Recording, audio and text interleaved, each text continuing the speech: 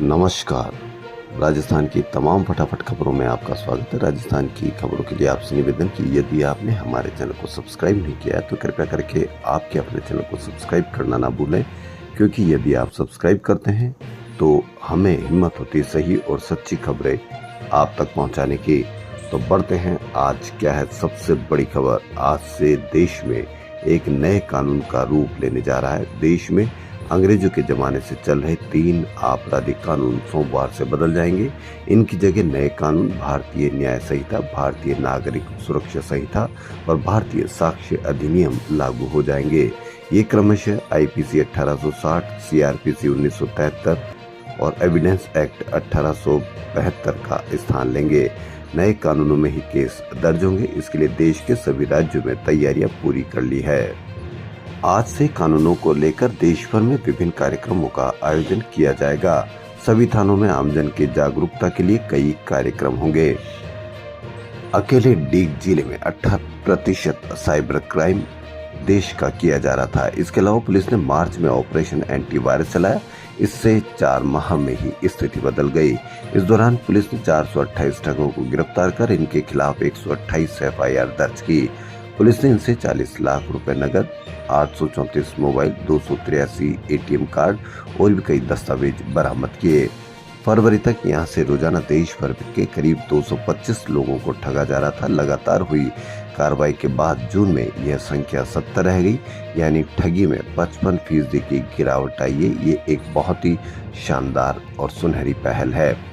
इस क्षेत्र के लोगों के कारण पूरा प्रदेश बदनाम हो रहा था, इसलिए ऑपरेशन एंटीवायरस चलाया गया। इससे ठगी के कॉल कम हुए। गांवों के प्रतिष्ठित लोगों के साथ पंचायत बुलाकर समझाइश की जा रही है। अब साइबर क्राइम का गढ़ माने जाने वाले कुछ गांवों से कॉल बंद हो गए। पूर्ण प्रतिबंध लगाने के लिए अभियान आगे भी चलेगा। ये कहना है राहुल प्रकाश, रेंज आईजी भरतपुर का, जिनकी वजह से ये सारा काम हुआ और 4 माह में ही 7.47% रह गई ठगी की अपराध की ये घटनाएं। राजस्थान के सीएम मुख्यमंत्री भजनलाल शर्मा ने तो कृषि मंडी परिसर में मुख्यमंत्री किसान सम्मान निधि का शुभारंभ करते हुए राजस्थान के 65 लाख किसानों के खातों में एक क्लिक पर 650 करोड़ रुपए ट्रांसफर किए। पांडाल में ही कई किसानों के मोबाइल पर राशि आने की घंटी बजने लगी। सीएम ने केंद्र सरकार की तारीफ करने के साथ ही राज्य सरकार की योजनाओं की जानकारी दी। उन्होंने कहा कि हमने जो संकल्प पत्र तैयार किया है उसको पूरा करेंगे। किसानों के लिए सम्मान निधि बढ़ाने का काम करेंगे। उसकी पहली किस्त 1,000 रुपए 65 लाख किसानों के खातों में ट्रांसफर किए गए हैं। युवाओं को सरकारी नौकरियां और विकास के माध्यम से रोजगार देंगे। इस मौके पर जलदाय मंत्री कन्हैयालाल चौधरी ने कहा कि हमें विकास के लिए कुछ समय लगेगा। 40% बिजली का भार बढ़ा है। इस मौके पर कृषि मंत्री किरोड़ी लाल मीणा, सहकारिता मंत्री गौतम कुमार धग और भी कई मौजूद रहे नेता। रणथंभौर सरिस्का का घूमने का यदि आपका प्लान है तो अब आज से बंद हो गया है। सरिस्का बाग परियोजना और रणथंभौर नेशनल पार्क आज से 3 माह तक पर्यटकों के लिए बंद रहेगा। पर्यटक अब पूरे जंगल में भ्रमण नहीं कर पाएंगे। सरिस्का में भ्रमण के लिए केवल 2 रूट ही खुले रहेंगे। यदि आपका अब चलते ट्रेन में शादी करने का मन है तो चलते ट्रेन में आप शादी करने का मन का सपना सच हो सकता है। शाही ट्रेन पैलेस ऑन व्हील्स में शादी और अन्य रस्में अब कराई जा सकेगी। इसके लिए ट्रैवल कंपनी के साथ करार किया गया है। 20 जुलाई से ट्रेन के नए सीजन की शुरुआत होगी और माना जा रहा है कि साल के अंत तक कम से कम 5 शादियां इसमें हो सकेगी। मालूम हो कि दुनिया में अभी तक ट्रेनों में शादियां नहीं होती और अब पैलेस ऑन व्हील्स पहली ऐसी ट्रेन होगी जिसमें लोगों की शादियां हो सकेगी। लेकिन कितना इसका खर्चा आएगा यह अभी देखना है। राजस्थान में मानसून का दौर जारी है। रविवार को चूरू, डूंगरपुर, जयपुर सहित कई इलाकों में मध्यम से तेज बारिश हुई। मानसून के प्रवेश के बाद प्रदेश भर में बारिश ने जून महीने का कोटा लगभग पूरा कर लिया। इस महीने सामान्य बारिश 53.07 मिलीमीटर होती है, जबकि अब तक 48.88 मिलीमीटर बारिश हो चुकी है। पिछले 24 घंटों में पूर्वी राजस्थान में सर्वाधिक बारिश धौलपुर में 124, पश्चिम राजस्थान में नागौर में 45 मिलीमीटर दर्ज की गई। रविवार को सुबह से शाम तक चूरू में 51.4 मिलीमीटर बारिश हुई। आज यानी सोमवार को अलवर, भरतपुर, दौसा, धौलपुर में अति भारी बारिश हो सकती है। यहाँ ऑरेंज अलर्ट जारी किया गया है। जयपुर, सवाई माधोपुर, झुंझुनू, सीकर, बूंदी, टोंक में भारी बारिश की चेतावनी, यहाँ येलो अलर्ट जारी किया गया है।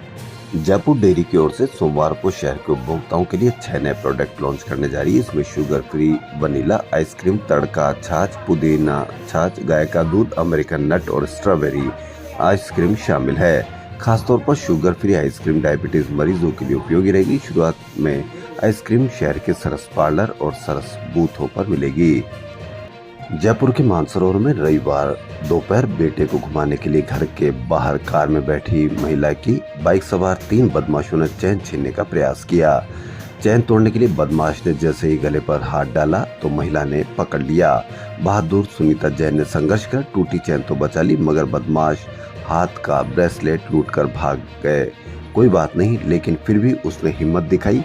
ऐसे कई ऐसे नपुंसक लोगों के सामने कल ही एक सांगानेर में हत्या की गई थी, लेकिन वो देखते रहे। इस बहादुर महिला को हमारे चैनल की ओर से बधाई और एक हिम्मत के लिए बहुत बहुत धन्यवाद, क्योंकि संघर्ष करना, इस तरह से बदमाशों के सामने संघर्ष करना ही सबसे बड़ा बहादुरी का काम है। लूटना या ब्रेसलेट ले गए कोई बात नहीं, लेकिन फिर भी उन्होंने संघर्ष किया, ये बहुत खुशी की बात। राजस्थान कर्मचारी चयन बोर्ड की ओर से हो रही कनिष्ठ लेखाकार एवं तहसील राजस्व लेखाकार भर्ती के प्रारंभिक परीक्षा परिणाम पर विवाद खड़ा हो गया। परिणाम में कई केंद्रों पर परीक्षा देने वाले अभ्यर्थियों में लगातार रोल नंबर वालों का चयन हुआ है। इसको लेकर इस भर्ती के अभ्यर्थी सोशल मीडिया के जरिए सवाल उठा रहे हैं। इस मामले में अभ्यर्थियों ने सोशल मीडिया पर चयन बोर्ड को निशाने पर लिया। उन्होंने लगातार रोल नंबर वालों के चयन के रिजल्ट के स्क्रीनशॉट भी वायरल किए और बोर्ड से इसका कारण पूछा। मंत्रालय कर्मचारियों की वरिष्ठता संबंधी गड़बड़ियों की जांच का काम अभी तक पूरा नहीं हुआ है। इन कर्मचारियों की शिकायत के बाद जिला शिक्षा अधिकारी माध्यमिक मुख्यालय जयपुर ने जांच के लिए एक 6 सदस्यीय कमेटी बनाई थी। कमेटी ने अभी तक अपना काम नहीं किया है। वहीं शहर की एकमात्र द्रव्यवती नदी नाले का रूप ले रही है, क्योंकि यह गंदगी और कचरे से अटी पड़ी है। वहीं बारिश में इसके हालात और भी खराब हो जाते हैं। साथ ही पुलिया पर लगी रेलिंग भी जर्जर हो गई है, जिससे वाहन चालकों और राहगीरों को आवागमन में परेशानी होती है और हादसा होने का खतरा बना रहता है। इधर जिम्मेदारों ने इसे पूरी तरह से नजरअंदाज कर दिया है। अब देखना यह है कि जब कोई हादसा होगा तो पूरा प्रशासन इस पर लग जाएगा, लेकिन इसमें आम जनता की भी कमी है, क्योंकि आम जनता यदि उसको देखती है तो कहीं भी कोई शिकायत नहीं करती है। बिना शिकायत करने पर ही प्रशासन इस तरह के काम करता है। यदि वहां से गुजरने वाले हर दूसरा व्यक्ति अगर शिकायत करे तो जरूर कुछ न कुछ कार्रवाई होगी ही। पूर्व मुख्यमंत्री अशोक गहलोत ने कहा कि हमारी सरकार ने कोविड में काफी समय तक परीक्षाएं न हो पाने के बावजूद भी बेहतरीन इंतजाम कर करीब 3 लाख सरकारी नौकरी दी थी। राजस्थान सरकार ने शनिवार को रोजगार महोत्सव मनाकर कांग्रेस सरकार द्वारा नौकरी दिए गए नए सरकारी कर्मचारियों को ज्वाइनिंग लेटर दिए। 7 महीने में भाजपा सरकार ने न एक नौकरी दे पाई और न ही बेरोजगारी भत्ता दे रही है।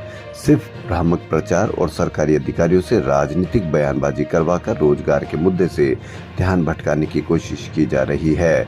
झूठे वादे कर राज्य में आई भाजपा सरकार केवल कपोल प्रचार कर युवाओं के भविष्य से खेल रही है। गहलोत ने आगे कहा कि पहले पीसीसी प्रदेश अध्यक्ष गोविंद सिंह डोटासरा और नेता प्रतिपक्ष टीकाराम जूली के खिलाफ कोटा में एफआईआर और अब सिरोही में पूज्य संत ओम जी महाराज की पत्नी के हत्यारों को पकड़ने के लिए किए गए शांतिपूर्ण प्रदर्शन में पूर्व विधायक संयम लोढ़ा के खिलाफ एफआईआर दर्ज करना दिखाता है कि सरकार इन मुकदमों से अपनी असफलता छिपाना और विपक्ष की आवाज दबाना चाहती है।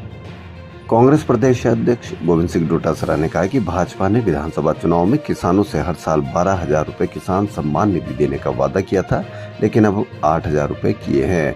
किसान सम्मान निधि में 2,000 रुपए की बढ़ोतरी के बावजूद किसानों को पूरी राशि नहीं दी गई। केवल 1,000 की राशि देकर भाजपा सरकार ने वादा खिलाफी की है। मुख्यमंत्री भजनलाल शर्मा ने आम जन के साथ रविवार को सीएम आवास पर प्रधानमंत्री नरेंद्र मोदी के मन की बात कार्यक्रम के 111वें संस्करण को सुना। कार्यक्रम के बाद सीएम भजनलाल शर्मा ने प्रदेशवासियों से अपील की कि प्रधानमंत्री नरेंद्र मोदी द्वारा शुरू किए गए एक पेड़ मां के नाम अभियान के तहत अधिक से अधिक संख्या में पेड़ लगाए और उनकी समुचित देखभाल करे। देश भर में लागू हो रहे नए कानून के साथ ही आज सुबह 10 बजे सीएम भजनलाल शर्मा वीसी से पुलिस सीएलजी सदस्य, पुलिस मित्र, सुरक्षा सखियों को संबोधित करेंगे। इसमें पुलिस मुख्यालय से लेकर प्रदेश के सभी थाने जुड़ेंगे। एक निजी होटल में शनिवार देर रात कुछ डॉक्टर्स ने जमकर हंगामा किया। आरोप है कि एक आरपीएस के डॉक्टर पति सहित उसके साथी डॉक्टर्स ने इस दौरान होटल स्टाफ के साथ मारपीट करने के साथ तोड़फोड़ भी की। इस मामले में दोनों पक्षों ने रात को ही कोतवाली थाने पहुंचकर रिपोर्ट दी। होटल संचालक ने मनोज अग्रवाल ने पूरे मामले में 12 में पदस्थ महिला आरपीएस के डॉक्टर पति पर मारपीट करने का आरोप लगाया है। होटल संचालक मनोज अग्रवाल का आरोप है कि मीटिंग हॉल की ओर से बर्तन लेने गए वेटर से डॉक्टर ने शराब की मांग की। शराब नहीं देने की बात कहने पर डॉक्टर ने वेटर से मारपीट की। इसके बाद समझाइश के लिए होटल संचालक वहां पहुंचा तो उसके साथ भी गाली गलौज करते हुए धक्का मुक्की की गई। उधर डॉक्टर्स ने भी होटल स्टाफ पर साथ ही महिला चिकित्सक के साथ अभद्रता करने की रिपोर्ट दी है। डॉक्टर के द्वारा होटल संचालक व स्टाफ ने उनके साथ मारपीट की रिपोर्ट दर्ज करवाई है। इसी बीच दोनों पक्ष जब रिपोर्ट दर्ज करवाने कोतवाली थाने पहुंचे तो महिला आरपीएस का गनमैन राजेश चौधरी भी सिविल ड्रेस में आरपीएस की सरकारी जीप लेकर थाने पहुंचा। उसने धमकाते हुए वहां कवरेज कर रहे पत्रकार का मोबाइल भी छीन लिया। मामले की शिकायत के बाद एसपी ने गनमैन को सस्पेंड कर दिया। सीआई रामविलास मीणा ने बताया कि दोनों पक्षों की रिपोर्ट पर केस दर्ज कर जांच शुरू कर दी है। राजस्थान की खबरों के लिए फिलहाल इतना ही। यदि आपको राजस्थान की खबरें पसंद आ रही है तो कृपया करके आपके अपने चैनल को सब्सक्राइब करना ना भूलें। धन्यवाद।